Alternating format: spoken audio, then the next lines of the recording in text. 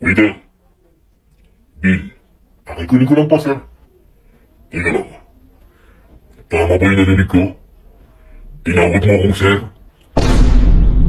Bastos ka! Tignan mo ako maigit, tignan mo ako. Mukha ba akong sir sa ganda mo to? Kailangan ko ba kausap ang manager mo? Diyan ka lang. Manager, yes, may problema po ba? Itong waiter nyo. Tinawag akong sir. Mukha ba akong lalaki? Opo. Ano? I mean, natural lang naman po siguro magkamali ang isang tao. Lalo po pag di kayo kilala ng personal. Di ba po?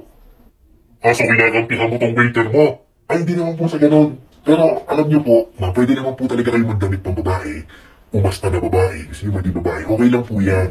Pero hindi naman po siguro natin mauobliga yung mga taong nakapaligid sa atin na paniwalaan yung bagay na pinipilit niyo sa sarili niyo. Di ba, Tol?